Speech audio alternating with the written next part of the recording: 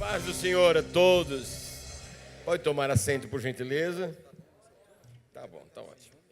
Ele aguenta. Se não aguentar, eu vou descendo com ele. Amém. Meus queridos, é uma satisfação imensa estar aqui convosco. Eu não digo que é a primeira vez, porque na minha memória lá atrás, me disse que um dia eu já estive nesta igreja, até perguntei para o nosso irmão se esse tempo já foi de outro tamanho.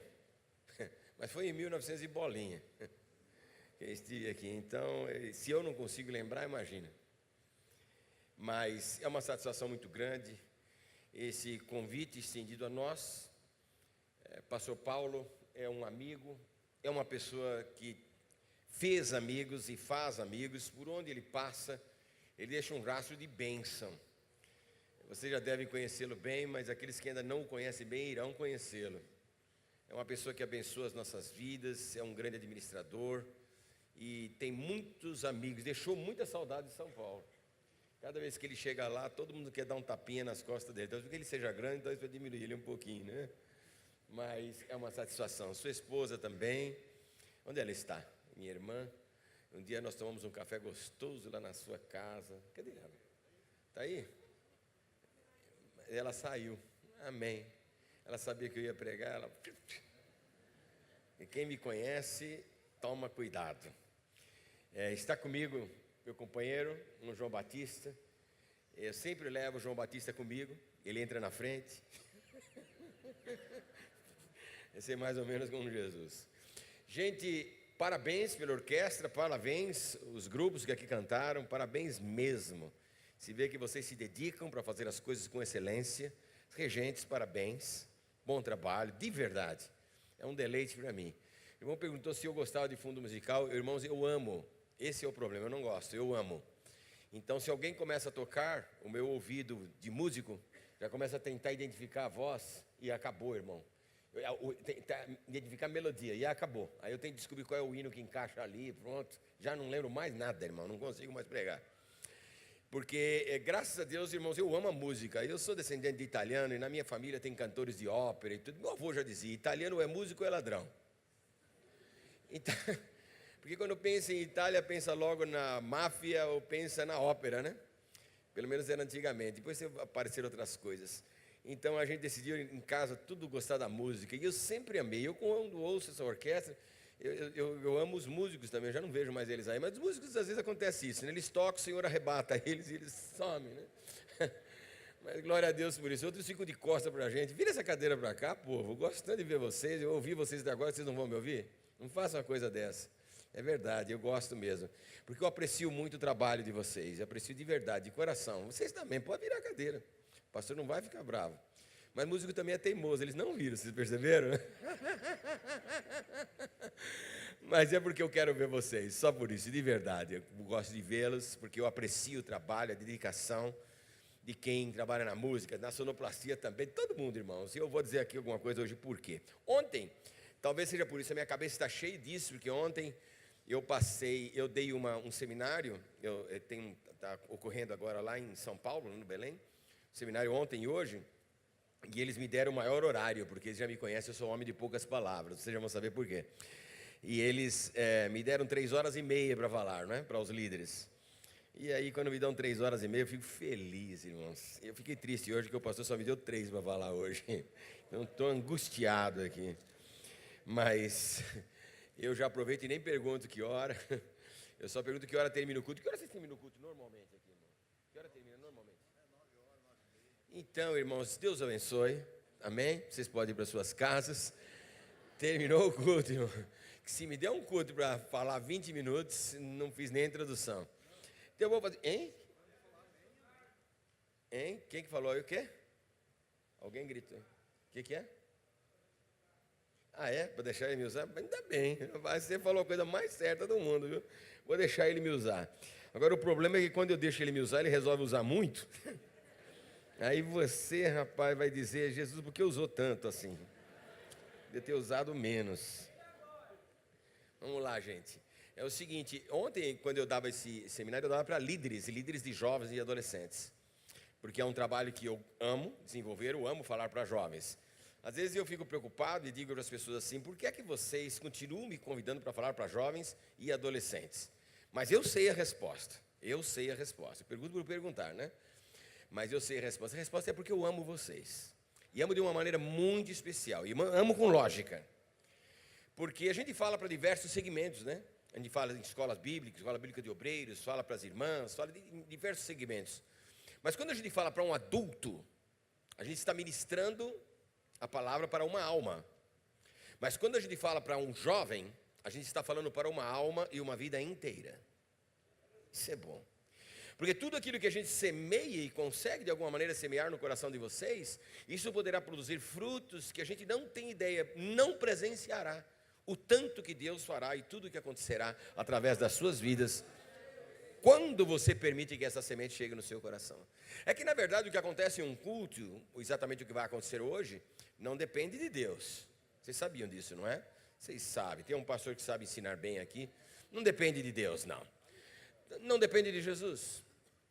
Eu vou além, não depende do Espírito Santo. Ninguém grite que é heresia, espere um pouco. Não depende do pregador. Não.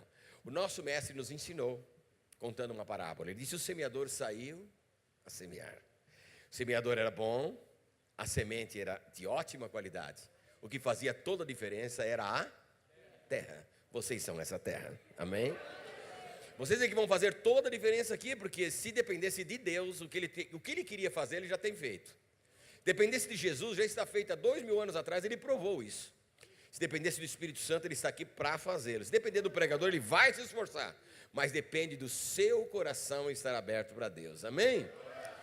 Também, irmãos, estou bastante emocionado, porque esse negócio aqui, ele vai ficar revoltado comigo. Alguém quer apertar aqui? Eu vou apertar com a minha força, porque a minha, já apertei, agora não vai mais. Agora não desce mais. Depois que eu apertei com a minha, italiano também come massa, irmão. E aí a coisa fica séria, né? Eu não sou italiano não, irmão, só... Hein? Pão de queijo, esse é o problema. Ele só olha desse lado, redondinho aqui, não vê o outro. Obrigado, querido, pela sua atenção também durante esse tempo. Irmãos, eu fiquei muito emocionado, jovens, de verdade, sabendo de todas as circunstâncias, o que ocorreu aqui antes de chegar, nós vimos isso no caminho, em vários lugares terminou a luz, até o farol do carro desligou, uma coisa tremenda, faltou luz. Mas quando a gente chegou aqui, a luz chegou, glória a Deus, né? Então a gente ficou muito feliz por isso. Mas a gente entende que não tem o tempo para pregar aquilo que a gente gostaria de pregar. Não tem. Mas eu imagino que se a vida não acabar, eu talvez até possa voltar aqui se for convidado. Normalmente, quando eu prego em uma igreja, não me convidam mais. Porque dizem: Deus me livre, esse culto não acaba nunca. Normalmente é assim. Mas às vezes acontece de que alguém é persistente e o faz, né? Mas eu quero agradecer muito a Deus porque me dá a oportunidade de dar para vocês, deixar para vocês alguns conselhos. Vocês querem ouvir conselho? Vocês gostam de ouvir conselho? Vocês vão ouvir uns conselhos aqui hoje, aleluia. Principalmente porque, irmãos, a pessoa que introduziu aqui foi o nosso irmão Antônio. Irmão Antônio, né? Irmão Antônio que escreveu o livro? Antônio. Não, é Santo Antônio, é o casamenteiro. É que no século 21 é Alderi, é isso? Mas era Santo Antônio no passado. Fazia casamento. Que bonito, né, irmão? Ele chegou aqui e já começou a casar todos vocês, glória a Deus. Eu vou dizer uma coisa, irmãos, é muito importante esse tema, né, que se trata, porque eu às vezes sou convidado para falar dessas coisas. Então eu vou deixar um conselho para vocês aqui, porque eu vi gente muito animadinha aqui, quando ele começou a falar, fica olhando para o outro e tal, e mandou os rapazes se levantarem, e não mandou as moças se levantarem, né? Também não vou mandar, né? Porque ele aqui mandar a situação. Mas eu vou ensinar uma coisa para vocês, se vocês quiserem. Às vezes não quer, né? Eu vou ensinar vocês a escolher um marido às moças. E eu vou ensinar os moços a ser marido. Em 3 minutos, quer ou não? Muito bem. Olha bem, tem 3 maneiras de se falar com uma pessoa quando a gente se dirige a elas. Uma é a gente dar um parecer. Um parecer é alguma coisa que a gente não entende absolutamente nada sobre aquilo. Então a gente dá um parecer a respeito, né? Se eu não sei nada de música, me parece que é boa, me parece que tocam bem, me parece que não. Às vezes está um desastre, eu não sei. Então só digo o que me parece. Se eu sou músico e toco pelo menos um dos instrumentos, eu posso dar uma opinião a respeito, certo? Então eu posso opinar porque eu entendo daquele assunto. Agora o terceiro ponto é o conselho. O conselho não é nem um parecer e nem uma opinião, o conselho vem de Deus. E quando ele vem de Deus, irmãos, ele vale, e é para ser ouvido, amém? Então eu vou dar um conselho, é para ser ouvido? Olha, gente, porque vocês tomem cuidado, porque esse negócio de casamento aqui, namoro dali, namoro de lá, tem que tomar cuidado. O irmão falou de um velhinho de 24 anos que ainda não tinha se casado. Eu conheço uns jovens que já têm 40 e ainda não se casaram. Aqueles jovens que ficam longa data na igreja. E às vezes eu digo uma coisa para vocês, é melhor... Não vou dizer ficar só do que mal acompanhado, não é isso não. Mas tem gente que às vezes, irmão, quando vai, né, quando está galanteando, né, aquele jovem, certamente no livro do irmão, ele explica uma experiência assim, né, o rapaz galanteia a conta, oferece a luz, o sol, as estrelas, o pão de queijo, oferece tudo, né? E a moça fica toda encantada e fala um príncipe, né? E o amor é aquele negócio, o amor é cego, e às vezes nem apalpa, viu? Ele fica meio assim, meio atordoado, aquelas palavras bonitas, aquela coisa, aquele charme, né? E aí fala, meu Deus, é um príncipe. Mas depois, quando se casa, entra só o cavalo e o príncipe fica lá de fora, né? Aí a coisa pega, né? Aí é que gente fica em problema. Então eu vou falar alguma coisa que os casados que aqui estão vão dizer, meu Deus, por que será que eu não ouvi isso antes? Mas os solteiros, guardem bem isso. É um conselho bíblico. Eu vou explicar para vocês, porque eu ouvi o irmão falando isso, ele me inspirou, o irmão Antônio. Coloca o nome dele Antônio, irmãos. Pode colocar, irmão Antônio, é Alberi o nome dele como escritor, mas o nome no céu vai ser Antônio, porque ele está fazendo essa obra que antigamente os católicos queriam fazer com Santo Antônio, agora ele faz irmão Antônio, aleluia. Acabei de batizar o irmão agora, viu? Meu escritor favorito dessa noite. Então veja bem, irmãos, a Bíblia Sagrada nos ensina, veja bem, Jesus quando foi abordado pelos fariseus, dizendo o que Jesus achava a respeito do divórcio, sendo que Moisés mandou dar a carta de divórcio, ou seja, ele permitiu. Aí então Jesus responde para eles assim, olha, eu vou dizer uma coisa para vocês, Moisés mandou fazer isso, é verdade o que vocês estão dizendo, mas no princípio não foi assim, mas assim foi por causa da dureza dos vossos corações, ou seja, a dureza do coração do homem fez com que viesse a deteriorar tudo aquilo que Deus havia estabelecido, então aconteceu o desastre que hoje acontece, que são às vezes os namoros e os casamentos, né? Infelizmente, o que deveria ser coisa tão linda, fica ruim. Mas eu vou dar uma dica para vocês aqui, não tem problema não. Garotas, atenção, ok? Rapazes, atenção, que coisa é séria. Deus, quando criou o homem, Ele colocou o homem no jardim, certo? E às vezes eu fico pensando, mesmo olhando essa igreja, olhando qualquer igreja, os irmãos que estão aqui sabem, os pastores obreiros sabem do que eu estou dizendo. Se Paulo tivesse que escrever, né, no século 21, o que ele escreveu, quando escreveu, talvez ele colocaria até alguma coisinha a mais lá. Eu não estou querendo mudar a Bíblia não, irmãos. Mas quando ele disse assim, a mulher na igreja permaneça calada. Não é isso que ele disse? E se você quiser saber alguma coisa, pergunte ao seu marido em casa. É que Paulo não sabia, irmãos, que na igreja ia ter tanta mulher e tão pouco homem para aprender. Então, o homem que quer ser cabeça da casa não pode ser cabeça de vento. Tem que saber cabeça que tem alguma coisa dentro. Que tem homem que quer ser cabeça, mas vazia. Não funciona. Certo, irmãs? Fala amém. É de vocês o negócio. As irmãs casadas, vocês que são solteiros, ficam quietos, vocês não sabem nada disso ainda. Que vão saber depois. Mas veja bem, irmãos. Não tem marido que quer ser cabeça. Eu sou cabeça. E cabeça? Cabeça vazia, cabeça torcida, cabeça virada para o outro lado. Esquece que a mulher é o pescoço que dá a volta na cabeça do jeito que quiser. Que coisa tremenda. Século 21. Veja lá. Conselho de Deus. Deus fez o seguinte, Deus criou o homem. Prestem bem atenção nisso. Essas características, Deus criou o homem. Ele não criou a mulher. Criou o homem, colocou o homem ali. Aí o que Deus fez? Deus deu instruções ao homem. Observe que Deus nunca instruiu a Eva. Deu instrução alguma a Eva. Tudo foi para Adão. Certo? Por isso que Paulo usava aquela palavra, vá ouvir a instrução do teu marido em casa. Ele pensava que o marido ia estar na igreja. Ou naquele tempo estava, né? E era verdade, naquele tempo a maioria eram varões dentro da igreja. Hoje a mulher aprende e vai ensinar o marido em casa, né? As coisas mudam. Eu vou contar para Paulo, lá no céu. Agora veja bem, irmãos. Deus deu as instruções para Adão. E interessante que Deus vinha visitar Adão todos os dias. Veja bem, Adão foi um homem criado por Deus. Em primeiro lugar, um homem que tinha, eu vou colocar nessa posição, um homem que tinha comunhão com Deus. A Bíblia diz que na viração do dia o Senhor vinha falar, ele tinha comunhão com Deus. Segundo, Deus deu a Adão as instruções, tudo o que deveria acontecer no jardim e dali por diante Deus instruiu o homem. Então era um homem que ouvia as instruções de Deus, certo? Depois que ele ensinou o homem, deu todas as instruções para ele direitinho, Aí Deus disse para ele assim: bom, agora, Adão, você vai aprender uma coisa, você vai aprender a trabalhar. Então Deus fez um homem que tinha comunhão com ele, Deus fez um homem que ouvia as instruções dele, e Deus fez um homem trabalhador. Leia lá, no Gênesis, Deus falou para ele: vai trabalhar. Depois que ele ensinou ele a trabalhar, ele disse: agora você vai e cultiva a terra, ou seja, você vai aprender a cultivar o que você quer. Então, meninas, quando você for tentar identificar um moço para você, você pense bem nessas 4 características. Uma delas é um rapaz que tenha comunhão com Deus. Segundo, que ouve as instruções de Deus, ou seja, que quer aprender da palavra de Deus. Terceiro, que seja um jovem trabalhador. E 4, que saiba cultivar aquilo que ele quer. Enquanto o homem não teve essas 4 características, escute bem, vamos lá, vou começar outra vez. Tinha comunhão com Deus. Segundo, ouvia as instruções de Deus. Terceiro, era trabalhador. Quarto, ele aprendeu a cultivar aquilo que ele queria. Foi até então que Deus disse: não é bom que este homem esteja só. O que é que Deus está dizendo?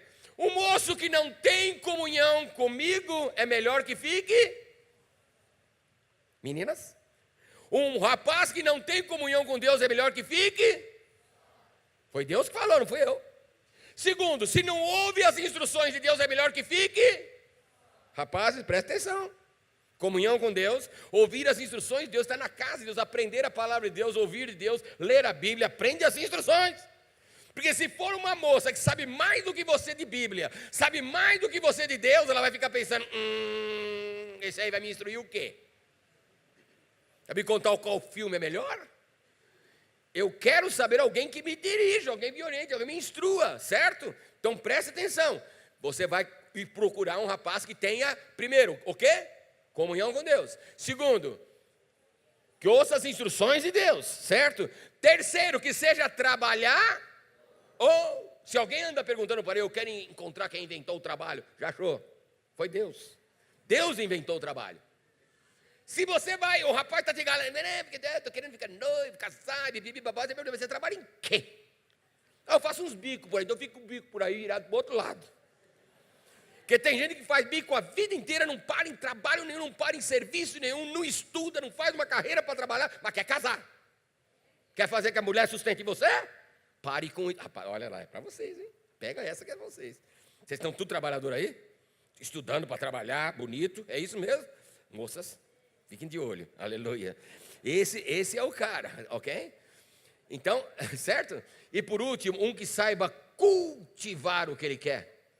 Tem gente que quer ele receber sem dar. Gente que não sabe o que é ação e reação.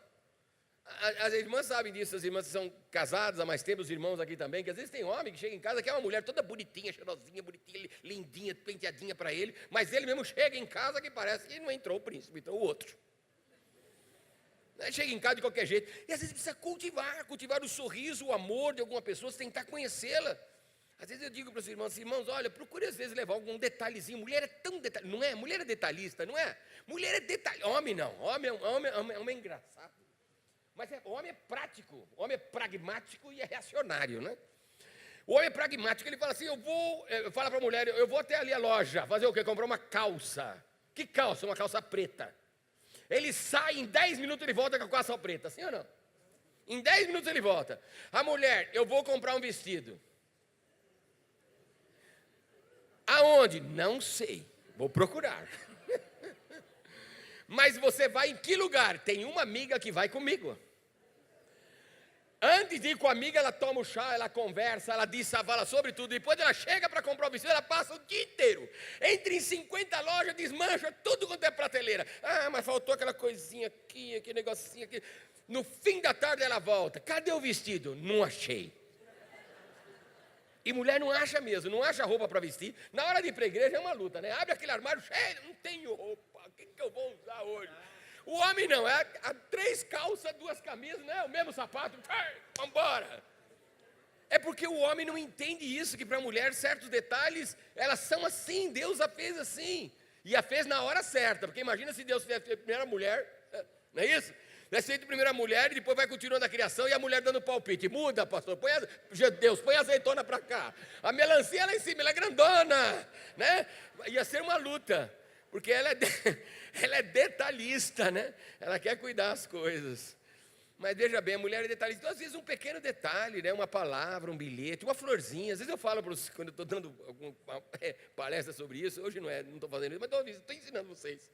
Entendeu? Leva uma florzinha, nem que seja roubada, entendeu? Você vai passando, pega no quintal de alguém, não entra lá dentro. Mas se aquela florzinha que sai para fora, entendeu? Você pega. Você pega, ela leva a florzinha. Outro dia eu disse para os irmãos, nem que for no cemitério, mas leva, ela não sabe. Não é isso? E um dia uma palestra que eu estava dando para casais, o irmão disse assim, pastor, e quando a gente leva a flor e a mulher não está nem aí? Aí a esposa levantou de lá, ele traz sim, pastor, couve-flor e manda eu cozinhar. Aí é complicado, não é? Então, às vezes, essas coisas são muito importantes para a vida prática. Isso são bênçãos para as nossas vidas. E é Deus quem ensina isso. Não é verdade? Homem que não tem, olha bem, homem que não tem comunhão com Deus, não quer saber das instruções de Deus, não quer saber de trabalhar e não sabe cultivar o que quer, é melhor que continue. Olha como foi melhor o coro agora. Mas se ele tiver essas 4 características, rapaziada, vamos lá. Comunhão com Deus. Eu quero ouvir de ti, ensina-me, Senhor. Eu quero aprender da tua palavra, aprendendo do Senhor. Terceiro lugar, sou trabalhador, tenho garra, vou para a luta. Oh, beleza. As meninas já começam a ficar olhando. Ele não é tão bonitinho, mas vai ser um príncipe. Eu vou fazer ele ficar bonito. Eu vou fazer ele ficar bonito. Por quê? E é uma pessoa que sabe cultivar o que quer, não é? Aí então Deus está olhando para ele e diz assim, não é bom, filhinho, que você esteja só. Eu vou conseguir uma princesinha para você, segura aí. O próprio Deus vai dizer, amém? Mas o pastor nos ensinou que você tem que vigiar e orar. Orar, mas não pode deixar de vigiar, amém? Um olhinho de um lado para o outro, orando, falando, Jesus, onde é que ele está? Mas pergunta, não entra nessa de só olhar não, que é um problema. Eu me lembro, irmãos, olha bem, Jesus, aí eu começando a contar história, é que é assim. Quando a gente é criança, a gente inventa história. Quem não inventou história aqui quando era criança? Todo mundo, né? Inventou uma história. Eu vou ser astronauta, vou ser médico, vou ser aviador, vou ser, né? Qualquer coisa. Aí depois, quando a pessoa cresce e fica jovem, faz a história acontecer. Quando fica velho, conta a história. É o meu caso, contar a história. Eu me lembro, quando a minha filha, que hoje tem 40 anos de idade, mas ela tinha 13 anos de idade. Quando um dia minha esposa chega e vem conversar comigo que ela tinha um namoradinho na escola. Eu fiquei desesperado. Era a minha primeira filha. Eu nunca tinha tido uma filha de 13 anos. Minha primeira filha, eu desesperado. Eu fiquei desesperado. E a mãe, aquele jeitinho. Não, é um menininho bom lá da escola. É só coisinha de criança. Isso logo passa. E a mulher sabe quando quer alguma coisa. Sabe como é que fica, né? Consegui, né? Então eu vou rodeando, até que é da escola, e a escola é uma escola cristã e tal. Eu falei, manda esse menino vir aqui. No sábado ficou do menino lá em casa. Meu Deus do céu, chegou a tarde, a minha filha, não sai de dentro do quarto, se arrumando, e a chapinha, estica daqui, faz de lá, e não saia de dentro do quarto nunca, de repente toca a campainha. E ela tinha falado desse menino, porque eu fui perguntar, quem é esse menino que você anda com essa amizade? Né? Não quis nem falar o nome, com essa amizade. Ai, pai, mas ele é um gato. E eu não perguntei isso, eu quero saber quem ele é. Não, mas ele é tão bonitinho, pai, os olhos, que olho, eu quero saber. Ele é crente, que igreja ele vai? A família dele é crente. Desesperado, gente, tá me dando até tremedeira, taquicardia. Bem, chega nesse bendito dia, toca a campainha. De repente eu vou lá e abro a porta. Quando eu abro a porta, tem um personagem na minha frente. Eu pergunto para ele, pois não? Ele falou assim, eu vim aqui, eu estou procurando a Daniela. Eu falei, pois não, o que você deseja? Eu falei assim, não é que ela falou que era para eu vir aqui, se eu queria me conhecer. Quando ele falou isso, caiu a ficha. Aí eu olhei e falei, o que esse ET está fazendo aqui? Pelo que minha filha tinha desenhado, era um príncipe de verdade, era bonito, era lindo, sabia montar de um cavalo. Quando eu olho, um trocinho magrelo, espinhudo, cabelo espetado, dente para frente. Falei, minha filha me enlouqueceu. Mas o amor às vezes deixa cego, mas quando deixa muito cego, é palpe pelo menos. Não entra na fria assim sem mais nem menos. Irmãos, e era aquele negócio, era o príncipe que a minha filha tinha visto. Olha, eu dou graças a Deus que Deus me livrou daquela encrenca. Mas depois mandou outra, não adiantou nada. Mas está bem casada, graças a Deus por isso. Mas isso é muito bom, que a gente aprenda os princípios de Deus para estabelecê-los em nossa vida. Aí você pergunta para mim assim, pastor, o que é que isso tem a ver com o nosso congresso ou com o tema do nosso congresso? Sabe o que é que tem a ver? Eu vou responder para vocês. Tudo.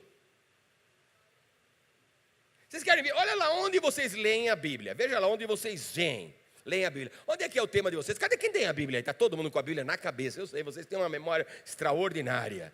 Traz a Bíblia na cabeça. Glória a Deus, no telefone, em qualquer lugar. Qual é o texto de vocês? Leia aí, me acompanha aí só lendo o texto de vocês. Vamos estar lá, colocaram na tela para nós, ficou até mais fácil para mim. Não preciso nem me esforçar com os óculos. Você lê lá. E Estevão,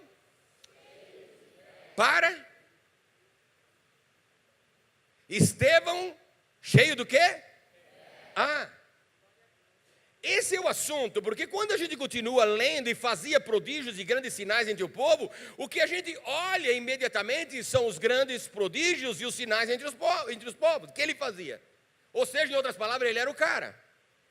E todo mundo tem aquela intenção, aquele desejo de ser também o cara, de ser a mina, de ser a pessoa que faça a diferença. Porque eu vou fazer sinais, prodígios e maravilha. Mas, para que ele chegasse a isso, fosse essa pessoa que fizesse sinais, prodígios e maravilha, e tivesse esta posição na Bíblia Sagrada, existiam alguns fundamentos também na vida dele, na vida de Estevão. E se você quer esse resultado na tua vida, procure saber de onde Estevão adquiriu esses resultados. Amém? Onde ele adquiriu? Em primeiro lugar, Estevão tinha um nome. Ele tinha uma identidade. As pessoas o conheciam. Tem pessoas que adoram ser um nobre desconhecido. Ninguém sabe dele. Ele chega depois que o culto começou, ele sai antes do culto acabar. Ele desaparece, ninguém sabe dele, principalmente na hora que se precisa para fazer alguma coisa. Vamos carregar a cadeira. Cadê fulano? Foi arrebatado. Estevão tinha uma identidade. E entre tantas pessoas, eles o conheciam. Logo, ele era cheio de a fé. Como é que você adquire fé? Orando, pastor. Não. Não é o que a Bíblia diz. Como é que a gente adquire fé? Cantando. Também não. A Bíblia é clara. A fé é pelo... E ouvir o quê? Pronto. Ele era cheio da palavra de Deus. Ele era cheio da instrução de Deus. Ele conhecia as Escrituras. Vocês não creem que ele conhecia as Escrituras? Não? Pois vocês peguem esse mesmo texto que vocês têm como tema e leiam. É o sermão mais completo descrito na Bíblia Sagrada. É o de Estevão. Veja quanto ele conhecia de Bíblia. Quando ele começa a falar daqueles homens que diziam ser conhecedores de Bíblia, da lei, da história, ele começa a citar a vinda do Mestre, a vinda do Messias, desde lá de Moisés, e vem trazendo, e era Abraão, e era Jacó, e era Moisés, e ele vai trazendo, e ele vai mostrando. Por quê? Porque ele era cheio do conhecimento de Deus, e quem conhece a Deus sabe o que é fé. Porque fé não é o que alguém diz, né? É esperança. Entre esperança e fé existe um pequeno espaço. A esperança é alguma coisa que a própria palavra já diz, eu espero o quê? Mas fé, segundo as Escrituras, é convicção. Você tem certeza, porque ela tem um firme fundamento. A fé é o firme fundamento daquelas coisas que você não vê, mas é daquelas que você espera. Mas é convicção daquilo que você, o quê? Espera. É convicção, fé é convicção. Então, quando você tem Deus, você tem a palavra de Deus, você tem o conhecimento de Deus, você sabe o que fazer, o que não fazer, como fazer ou como não fazer. Estevão sabia, ele era cheio de... Sumiu o versículo, mas ele vai aparecer em 1, 2, 3, falei para vocês. Ele era cheio de fé. E por ter fé, imediatamente você encontra a segunda parte, que é de... Veja bem, poder sem fé não adianta. Fé sem poder não adianta. Não adianta você ter todo o conhecimento da palavra de Deus, todo o conhecimento, se você não souber utilizar aquilo que você tem. Se você não for um canal de bênção por causa daquilo que você tem dentro do seu coração, nada funcionou. Mas quando você tem esse conhecimento, e esse conhecimento é jogado, lançado nas mãos do Senhor, o Senhor utiliza com grande poder e graça. Então tem o quê? Tem fé e tem o poder para fazer o quê? Prodígios e grandes sinais entre o povo. Olha uma outra característica interessante de Estevão. Eu pergunto a você, Se você é essa pessoa que quer ter esse final, fazer prodígios e grandes sinais e maravilhas, procure em você se existem essas características. Número 1, se você tem fé. Para ter fé, você precisa conhecer a palavra. Quanto você busca conhecer, quanto você lê a palavra, quanto você sabe da palavra. Você pode dizer, eu preciso tomar uma atitude de agora em diante. Porque olha, eu vou dizer uma coisa, se tem algo que eu estou batendo em tecla durante todo o tempo, e agora falando para mais de 1000 líderes. Eu dizia isso, chega, basta de fazer congresso para que ele seja apenas uma festa a mais. Você congrega jovens, você consegue reunir jovens, eles vêm com uma esperança, eles não sabem exatamente o que haverão de levar, mas o Espírito de Deus sabe, mas Deus sabe o que esses corações necessitam. E quando existe um congresso, é importante que a partir dali, alguma coisa diferente aconteça em nossas vidas. Caso contrário, o congresso foi apenas um evento. Congresso não é evento, congresso é um culto. Em um culto nós adoramos a Deus, em um culto Deus fala conosco, em um culto a nossa vida muda, em um culto novas direções acontecem na nossa vida. E essa é grande e profunda verdade. Um congresso, o Senhor congrega, Ele nos congregou. E é interessante, quando você olha de um lado para o outro, e quando eu cheguei aqui, esse apagão. Gente, vocês não sabem as situações que eu já vivi em minha vida. Eu já preguei onde eu ia chegando e pouco antes de chegar, uma nevasca enorme caiu. Neve que não se podia caminhar para nenhum lugar. Já fui pregar em lugares onde inundações aconteceram. Onde furacões estavam ali rodeando e derrubando coisas, destruindo coisas, levantando até carros. Mas sabem, estes cultos onde as intempéries acontecem são os melhores cultos. Por quê? Porque naquele lugar só vai estar presente quem Deus quer que esteja. E quando eu cheguei nesse lugar e eu soube que vocês tiveram um contratempo, apagou-se toda a luz, tudo terminou, quase nós não tivemos o culto. Você tem certeza que tem pessoas que não estão aqui. E que você está pensando, ele deveria estar, ela deveria estar, isso é o que você pensa. Mas será que é o que Deus pensa? Não. Sabe por quê? Porque a tua Bíblia e a minha Bíblia diz o seguinte, que Jesus olhando para você, para mim e para nós, Ele está dizendo nessa noite, não fostes vós quem me escolhestes a mim, mas eu vos escolhi a vós. O Senhor te escolheu para estar aqui nesta noite e ouvir o que Ele tinha para falar na tua vida.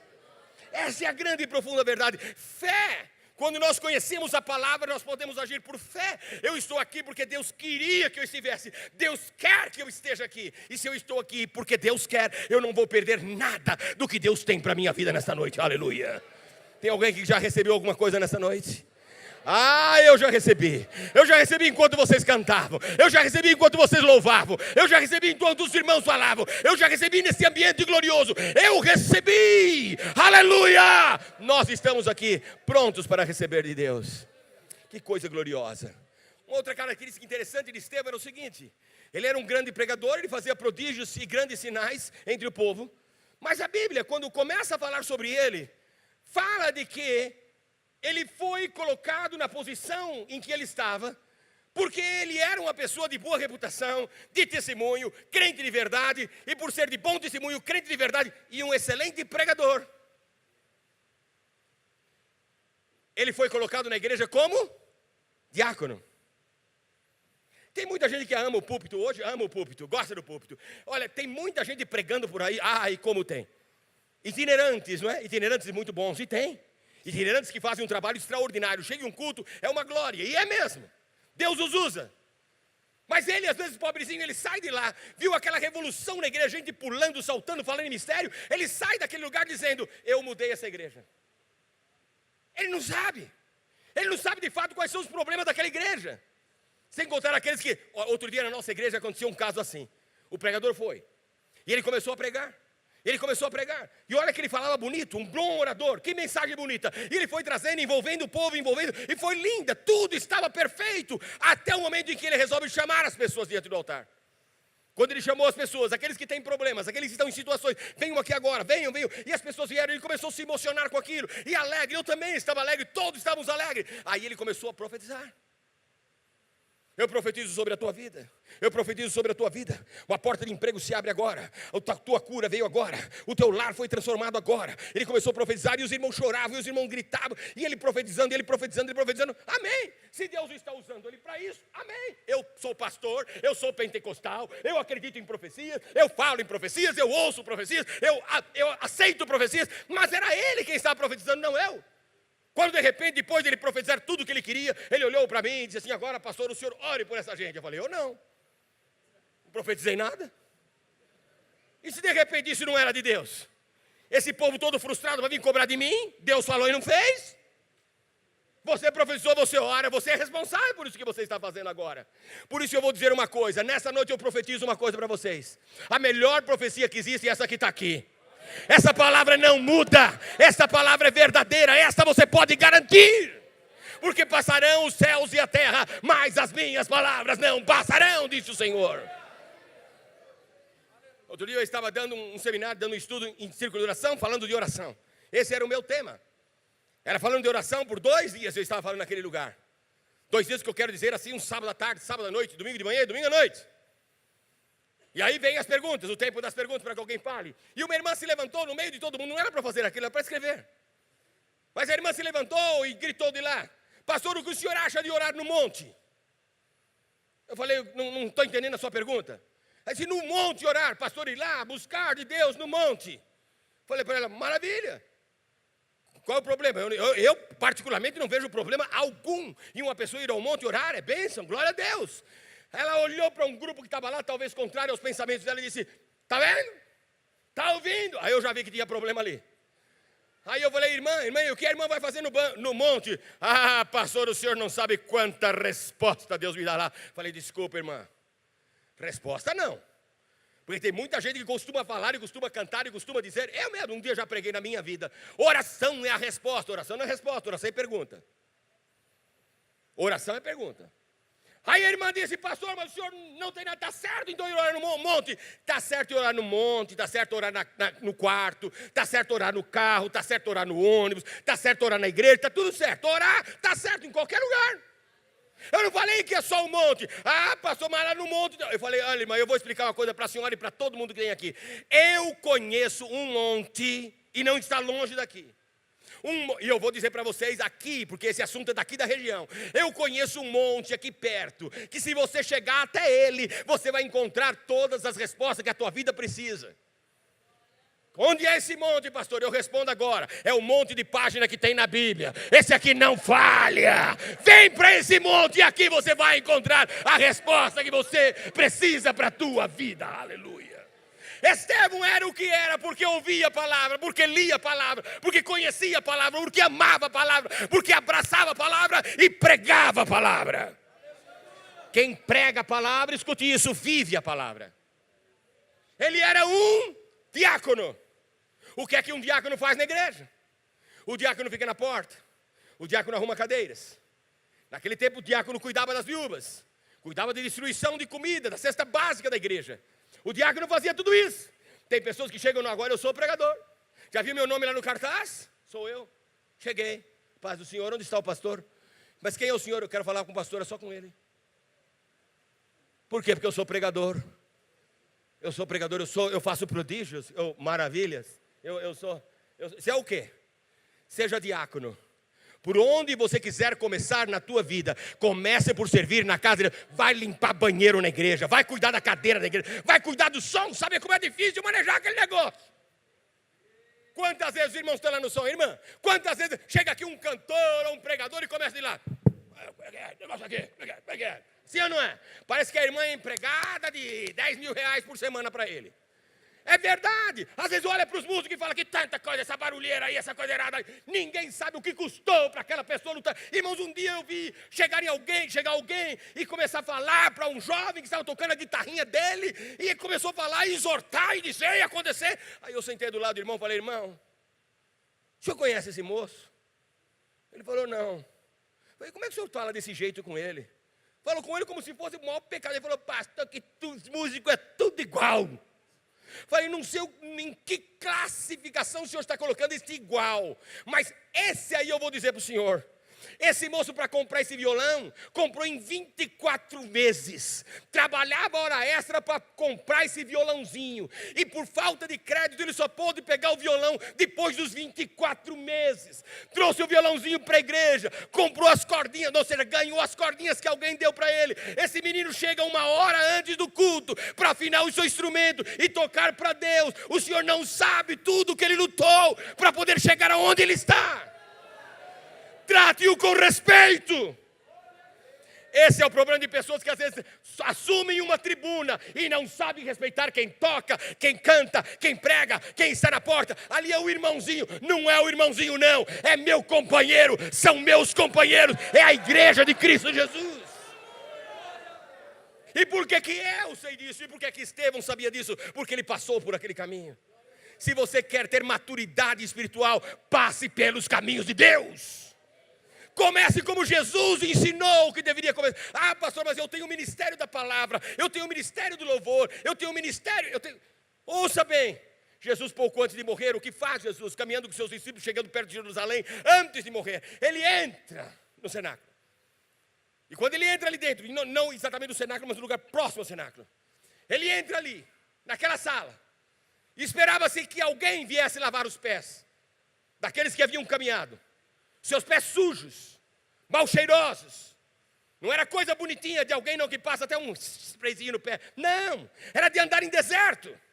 E ninguém fez isso.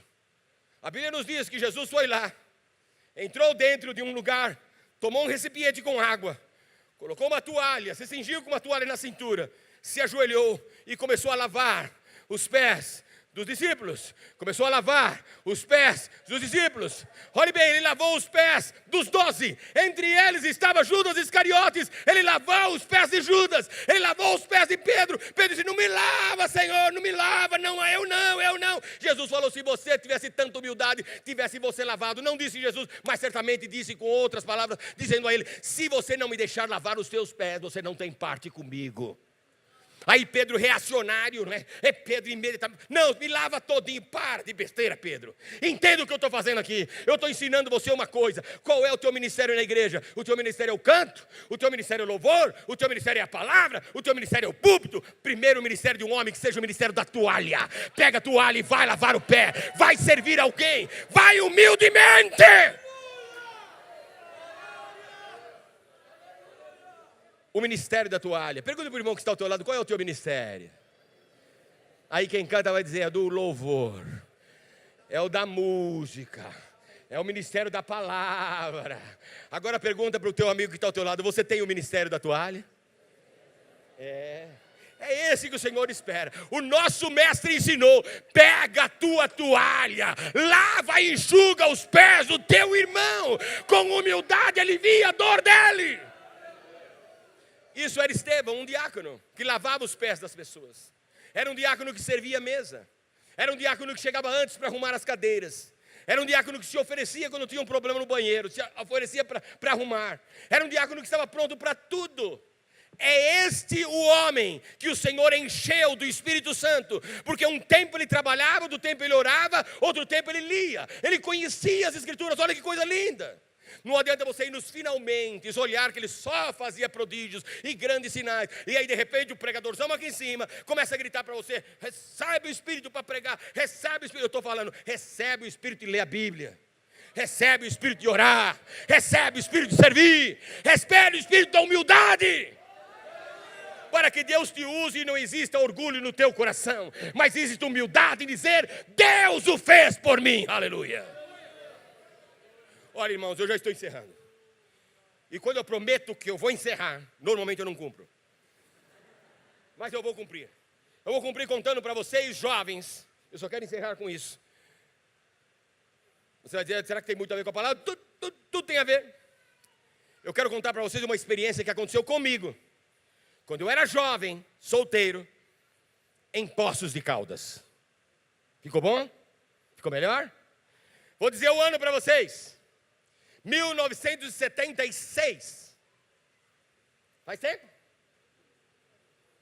Alguns dias, né? Foi assim. Eu vou dizer para vocês como muitas pessoas dizem para mim. Tem gente que vem para mim e fala: eu nasci na igreja. Eu perguntei: a igreja é no hospital? Não, ninguém nasceu na igreja. Nasceu num lar evangélico, graças a Deus. Eu nasci num lar evangélico. Meu pai pastor, meu avô pastor. Veja bem, meus bisavós crentes, dos primeiros crentes de São Paulo. Meus bisavós. E eu cresci na igreja. Tem gente que às vezes pensa: porque cresce na igreja tem carteirinha para o céu. Tem não. Cuidado, não tem carteirinha para o céu porque cresceu na igreja não. Eu cresci na igreja. E quando eu cheguei na idade da adolescência, juventude, a coisa assim, eu comecei a querer espiar do lado de fora, né? Aqui em Israel não tem tudo que eu quero. Quem sabe entre os filisteus. Eu olhava para cá, eu olhava para lá. Mas não era só eu. Tinha meus colegas também da igreja. E olha bem, e que eu me lembrava, escute bem, eu quero que vocês guardem isso que eu vou contar para vocês. E que eu me lembrava, desde que eu me lembrava por gente, coisa que já mudou também nas igrejas hoje, a gente passava a virada do ano na igreja. Eu não sei se aqui é o costume da igreja ou não, mas onde eu me congregava assim era. Ninguém ia para lugar nenhum, porque a nossa família era a igreja. Nós não tínhamos outra família. Os familiares nossos que não eram crentes, eles nos desprezavam. Então a nossa família era a igreja. Era muito bom esse tempo. Hoje todo mundo tem família crente por todo lugar. Respeito os evangélicos. Antigamente não. Então a gente ia tudo para a igreja. E eu me lembro como era a minha igreja. A gente chegava lá para o culto às 9 horas da noite. E os irmãos começavam a contar testemunho. Testemunho, testemunho. Estava toda a família ali. Quando faltava meia hora para chegar à meia-noite, todo mundo se ajoelhava. Mas aí as famílias, os jovens saíam dali, os adolescentes, o marido descia do púlpito, a mulher subia. Eu sei que as famílias se reuniam, né, em pequenos grupos, para orarem juntos. Agradecer a Deus pelo ano que passou e pedir a Deus pelo ano que vinha. Desde que eu me lembrava por gente, todos os anos eu estava ali orando a Deus com eles e agradecendo. E era uma coisa tão linda aqueles dias. Acontece que o tempo foi passando e eu chegava na escola, nos primeiros dias de janeiro, nos primeiros dias de aula, encontrava meus amigos, e todo mundo perguntava, o que é que você fez no Réveillon? Gente, olha, naquele tempo, ser crente, ser evangélico, era ser uma coisa estranha. Era um mico tremendo. Tinha aula de religião. Na hora da aula de religião, entrava uma freira para dar aula, e ela dizia assim, todo mundo aqui que não é católico pode sair. E nós saímos, era aquele grupo de como um Zoom, eu. E saía e vinha as pessoas perguntar para mim por que eu saí. Aí eu falava, porque eu sou crente. E eles falavam, o que é ser crente? Aí eu ia para o meu pai, perguntava, pai, o que eu falo? É crente, eles não sabem o que é crente. O que eu falo para ele? Meu pai falava, vai lá e fala que você é protestante. Eu ia e falava, eu sou protestante. Mas você protesta contra o quê? Eu voltava lá, pai, eles perguntaram o que eu protesto. Eu não sei falar, eu não sabia o que era. Então era difícil, gente. E todo ano era a mesma história. Chegava lá todo mundo contando que eu fui, conheci umas minas, que pá, que bi, babu, babu, e eu nada, não tinha coisa para contar. Então o que a gente fazia? Olhe bem, além de passar esse mico tremendo, ainda mentia. Porque eu não tinha coragem de contar para meus amigos que eu passei a noite na igreja. Então eu dizia, fui para casa da minha avó. Gente, minha avó nem sabia que eu ia. Fui para casa da minha avó, fui na casa da minha tia. Aí cada um foi num baile, o Réveillon, e que isso, que aquilo outro. Quando eu cheguei a uma idade, eu e um filho de um pastor lá do Belém. Bom, como esse pastor já é falecido, posso falar dele. Pastor João Pereira de Andrade Silva. Filho dele, era meu amigo. E aí nós tínhamos mais ou menos a mesma idade. E conversando sobre o tema, ele disse para mim assim, que tal se um Réveillon esse, por exemplo, que vai chegando, a gente dá uma escapadinha? Eu pensei dentro de mim, falei, já é sem tempo. Eu quero saber esse trem, que a turma fala que é tão bom. Eu quero saber como é que é. Aí eu e esse amigo falamos assim, vamos cair fora, vamos. Aí nós combinamos, eu tinha o carro, né? E naquele tempo era um carrão, era um Opala. Eu tinha um carrão, com 17 anos de idade eu já tinha meu carro. Aí eu já estava chegando nos 18, já tinha até carteira de motorista, tinha 18 anos. Aí então, vamos para onde? Aí ele disse assim, olha, eu sei que um lugar que rola uns Réveillon, mas da hora, é Poços de Caldas. Eu falei, ainda rola não? Ainda rola não? Sim ou não? Fala, gente, que coisa. Rola por aí nos hotéis, tal, ok? Obrigado, irmão. Nossa, que medo de falar, o pastor está me vendo, Você sabe, fica com conversa. Aí o que acontece? Vamos para Poços de Caldas. Aí vamos procurar nas agências, tal, qual era o melhor hotel que tinha o melhor Réveillon aqui. Nós achamos. O nome do hotel, não me pergunte, que imagina, deve ter até demolido, no tempo dos dinossauros. Aí nós fomos e compramos 4 ingressos para o Réveillon daquele hotel e reservamos o quarto para nós e tudo direitinho. E vamos para lá, mas só nós dois. E as minas? Ainda não, lá a gente, né? A gente se garante lá. Carrão, São Paulo, né? A gente se garante. Gente, Não deu outra. Quando a gente entrou em Poços, tinha um lugar grande assim, tinha umas meninas, que meninas mais lindas do mundo, gente. Eu não sei se eu estava cego ou se elas eram mesmo tão lindas. Se era uma coisa, eu não sei, mas eu sei que tinha uma trama espiritual no meio de tudo isso aí, porque não é possível, né? Você ficou olhando para mim assim e fala assim, mas que coisa, como é que pode alguém olhar para esse, né? Eu não era assim. Não fique me olhando com essa cara. Eu era diferente, eu era mais feio ainda. Mas tinha um carrão. Então, nós já vimos duas meninas, e quando nós vimos as garotas, encostamos o carro, fomos logo conversar com elas. Duas garotas lindas, lindas, lindas, vestidinhas do jeitinho que a gente gostava, que a gente queria. Falando, nós somos de São Paulo, que legal, tá, começamos a entender, papai, nós vamos aqui para um Réveillon, estamos querendo convidar, e nós olhamos vocês, e vocês são as gatas, no lugar tal. A hora que a gente falou o lugar, era o lugar mais chique daqui. As meninas, não, eu disse, você tem alguma coisa? Não tenho nada. Aquele que nem o Camaro amarelo, né? Não tenho, eu tinha um namorado, mas ontem eu acabei com ele, ontem mesmo. Não tem mais, não. Isso aqui não é noivado, isso aqui eu só brinco, isso aqui é uma brincadeira. E tal, e bom, as duas garotas marcamos, no hotel, tal hora, chegaríamos lá. Nós fomos para o nosso quarto, tomamos nosso banho, vestimos a nossa roupinha. Gente, que roupinha da hora. Aquela boca de sino desse tamanho, a camisinha toda quadriculada assim. Aquela golona grande, abertona aqui e tal. Né? O perfumão, né? Que até as moscas fugiam da gente. A gente desce para aquele lugar e vai lá procurar. As meninas já estavam lá. Antes de nós, já estavam lá esperando a gente. Vamos lá. Então chegamos lá, demos a entrada, entramos lá dentro.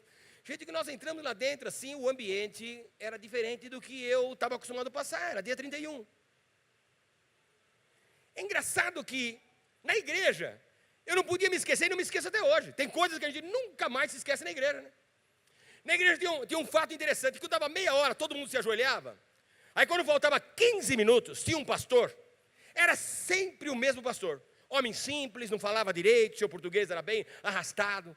Mas ele levantava e dava um grito para toda a igreja. Farta 15. Faltava 15 minutos para meia-noite. Aí todo mundo orava, caía aquele poder, e todo mundo orando, e glória a Deus. Daqui a pouco ele levantava de novo, farta 10. Aí o fogo caía, e orava e tal, e aquela coisa. E a coisa ia ficando fervendo. E quando passava um pouquinho de tempo, ele vinha lá, farta 5. Aí o fogo caía, aquela coisa assim. Aí de repente todo mundo orando, a banda preparada, furiosa, né? Preparada, aquele chão de pedra, né? O cara pegava o prato assim, o irmãozinho pegava o prato assim, ele batia no prato, pá, o prato caía no chão, tchá, e gritava, é meia-noite, a glória. Aí o povo todo se abraçava e chorava, e era aquela bênção, aquela coisa linda. Era desse jeito, todo ano era igual, todas as famílias abraçadas ali.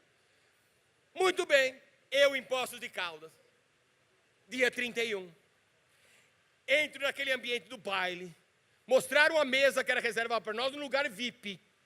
Nós entramos, naquele tempo não era proibido fumar em ambiente fechado. Quando eu entrei, eu olhei e vi a figura do inferno. Aquela fumaceira tremenda, eu não estava acostumado. E fui entrando, alguma coisa, não, nada. Aqui é a mesa de vocês, e coloca a gente sentado. Eu aqui, uma garota aqui, o meu colega ali, e o outro ali, o nome dele eu não vou dizer que é Davi não. Para ninguém saber quem era. Ele sentadinho ali, esse meu amigo, não vou dizer o nome dele, sentadinho ali com a menina. Então a menina, o Davi, o outro, a menina, eu e a outra garota aqui.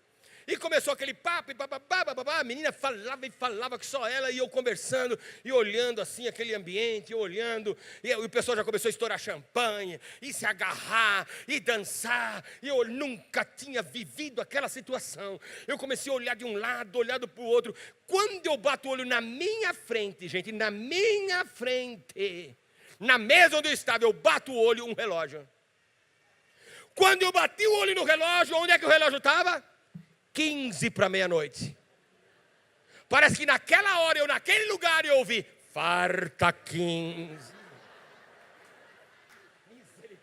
Gente, como o Espírito Santo trabalha, vocês estão vendo? Farta 15. Eu ouvi aquilo, e eu olhei para aquele relógio, olhei aquele ambiente, aquela menina tão bonitinha, e ela conversando comigo, e pegou na minha mão, e eu olhava, e eu olhava para o relógio, daqui a pouquinho eu escuto de novo, farta 10. Gente, começou a me dar uma aflição, mas uma aflição, um desespero lá dentro. Eu olhava para um lado, via aquelas gargalhadas, parecia que eu ouvia o capeta rindo de um lado do outro. Gente, eu olhei e falei, meu Deus, o que eu estou fazendo aqui? Quando eu bato o olho de novo, farta 5. Quando eu escutei aquela voz dizendo farta 5, eu lembrei que a minha família estava toda ajoelhada orando. Eu imaginei a minha mãe chorando por mim, os meus irmãos chorando por mim, o meu pai chorando por mim. Naquele momento o Senhor tocou o meu coração. Eu pedi licença, eu não estava me sentindo bem. Eu inventei qualquer história, saí de lá, fui lá para o quarto do hotel, dobrei o joelho e falei, Senhor, eu quero passar esse ano contigo. Me recebe de volta, Jesus. Querido, eu quero dizer uma coisa para vocês. Não pensem em se desviar, porque eu já estive desviado no lamaçal do pecado por um dia. Eu me desviei de manhã e voltei à noite. Porque quando você conhece a Deus, porque quando você conhece a casa de Deus, quando você conhece o amor de Deus, nenhum outro lugar mais servirá para você. Nenhum outro mais. Porque não existe melhor lugar do que este. Não existe melhor lugar do que este. Não existe melhor lugar do que este. Ninguém nunca te amará como o teu Senhor te ama. Ninguém nunca te abraçará como Ele te abraça. Não existe lugar melhor do que este. Não faça o que eu fiz. Até hoje eu me lembro desse dia terrível, tenebroso na minha vida. Mas ouvir a voz do Espírito Santo mesmo estando lá no meio do pecado. Farta 15, farta 10, farta 5. E eu entendi, fartava 5, quem sabe para eu ir para o inferno. Mas eu voltei para Jesus na mesma noite para dizer, Jesus me recebe. Oh, Ramalabashai. Guarda o teu coração dos convites do mundo. Corta os laços que te prendem com Ele. Não é o teu lugar. O que Deus tem para você está aqui, neste lugar, na sua casa. Porque Ele te ama, Ele tem cuidado de você. Ele cuida das nossas vidas, acredite nisso em nome de Jesus Cristo. E quando esse congresso, alguém pode dizer, termina hoje, é hoje que termina o congresso? Pois eu me atreveria a dizer que não é hoje que termina. Hoje começa um grande congresso na tua vida, uma grande festa na tua vida, uma grande celebração na tua vida. Por quê? Porque tudo aquilo que você abarcou desde ontem, desde o dia em que você começou a ouvir a palavra de Deus, cantar para o Senhor, viver este ambiente tão lindo de fé, de paz, de alegria, de céu, de presença de Deus. Você sai daquela porta para fora e ali é onde verdadeiramente começa o teu culto. Oh, Ramalabashai. Eu não vou dizer para você que as coisas mudaram na tua casa. Eu não vou dizer para você que as coisas mudaram no teu serviço. Eu não vou dizer que as coisas mudaram no teu colégio, na tua faculdade. Eu não vou dizer isso. Mas eu vou dizer em nome de Jesus Cristo que você mudou. Se você ouviu a palavra de Deus, você mudou. Se você ouviu Deus falando a tua vida, você mudou. E se você deseja que grandes prodígios e milagres aconteçam, que comece na tua própria vida. Dizendo, Senhor, faz um milagre em mim. Faz, Senhor, um milagre em mim. Termino com essas palavras. O Estevão, que nós colocamos aqui como exemplo, ele morreu. Tão jovem. Ele morreu. É interessante como Deus faz as coisas, não é? Jesus impediu que uma mulher adúltera fosse apedrejada. Mas Ele não interviu na morte de Estevão. Qualquer pessoa com um pouco de sentido, inteligência ou capacidade pensante pode perguntar por quê? Por quê, se ele fazia tudo certo? Porque o importante não é o quanto você faz, mas é como você faz para Deus. E o que este Estevão fez com o curto espaço de ministério em sua vida é imensurável. Quem escreve a história dele é Lucas, para esparramar para todo mundo. E quem era Lucas? Era um médico amado que acompanhava Saulo, depois Paulo, dependendo de onde estivesse, hebreu, grego, seu nome. Acompanhava Paulo e contava toda a história da igreja. E se você ler nas Sagradas Escrituras, ele foi apresentado diante do Sinédrio. E como parte daquele Sinédrio havia um homem chamado Saulo. E Lucas faz questão de narrar que quando Estevão foi apedrejado, olhando para aquele moço, olha que coisa linda, olhando para aquele moço, estava entre a multidão um jovem chamado Saulo. Saulo ouviu toda a mensagem pregada por Estevão. Saulo soube de todo o ministério de Estevão. Saulo viu quando Estevão era interrogado pelas pessoas. E Lucas ficou tão impressionado que escreveu dizendo que o seu rosto era como o rosto de um anjo. Um moço que tinha paz em seu coração. Não havia medo de enfrentar as circunstâncias que estavam diante dele, que o ameaçavam de morte. Estevão se enfrentou e soube o que falar, e soube como responder, e não teve medo daqueles que diziam: o que é que você quer? Você quer revolucionar a nossa religião? Você quer revolucionar a nossa crença? Eu te digo uma coisa: Deus está levantando jovens na nossa geração que vão revolucionar uma igreja que já se acostumou à religiosidade, a mudar o sentido da vida de ser crente ou de ser cristão. Eu vou dizer uma coisa aqui a vocês. Foi meu tema na escola bíblica. O senhor Paulo estava presente? Não, talvez não no dia aqui. Talvez não. Mas foi meu tema. Meu tema foi dizer que a igreja cristã, a nossa cristã evangélica, esqueceu dos evangelhos. A nossa igreja cristã esqueceu de Cristo. Fala de tudo menos dele. 90% das mensagens pregadas em um púlpito são mensagens antigo-testamentárias. Alguma coisa errada com isso? Nenhuma. O problema é ser só elas. O problema é falar de todo mundo. Chega-se em um congresso, se fala de todo mundo. Por isso que eu amei esse tema. Estevão, Novo Testamentário. É sempre José. É sempre Daniel. É sempre alguém lá de trás, que não sabia o que era Cristo.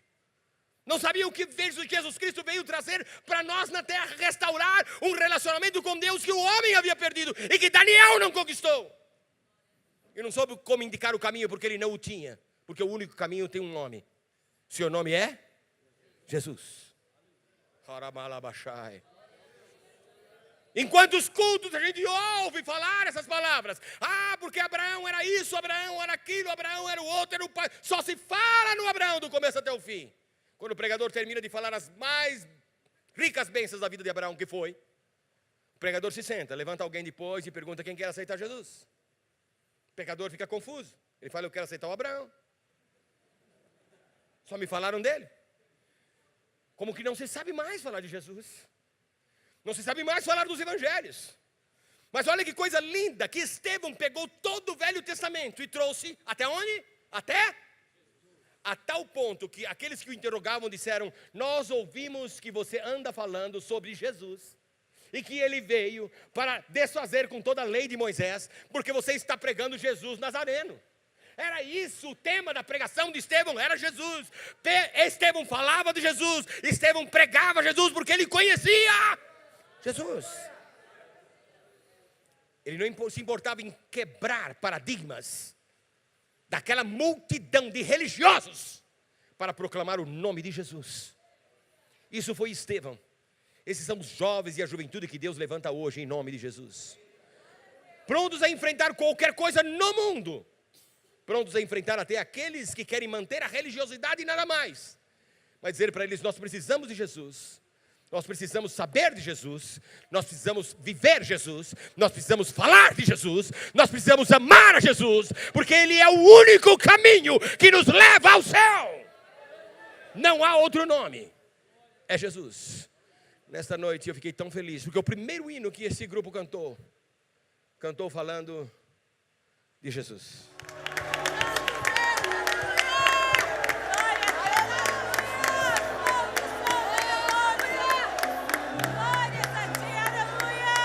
Caído por terra, Estevão sendo apedrejado, os céus se abriram diante dele. Eis que vejo o Filho do Homem em pé à direita de Deus, e as mãos estavam estendidas dizendo: vinde, servo bom e fiel. A sua última oração foi: Pai, perdoa-os. Ele estava imitando o seu mestre, que nasceu nas mãos de Deus, viveu nas mãos de Deus, e na hora de sua morte ele disse: em tuas mãos, ó Pai, eu entrego o meu espírito. Aleluia, Jesus, glória a Deus.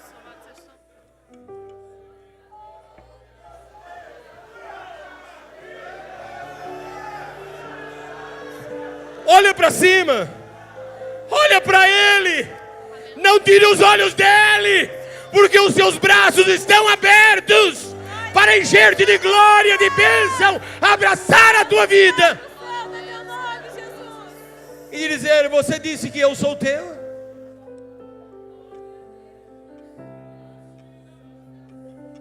E o Senhor te diz nessa noite: eu sou teu. Leva-me contigo. Anda comigo. Vive comigo. E ainda que pedras sejam arremessadas sobre a tua vida ou contra a tua vida, você me verá sempre em pé para vir em teu socorro.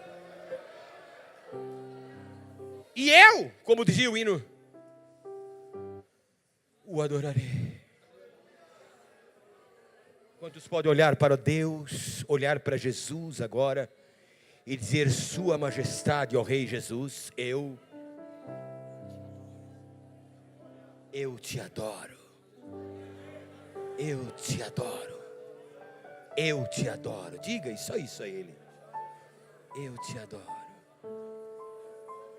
Eu te adoro. Eu te adoro. Eu te adoro. Tu és o meu Deus e eu sou teu, Senhor. Aleluia.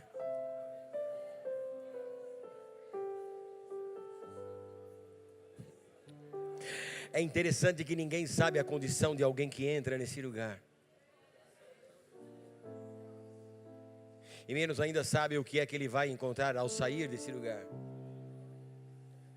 Mas a palavra do Senhor foi tão linda e tão clara para a tua vida. O Senhor disse: você é meu.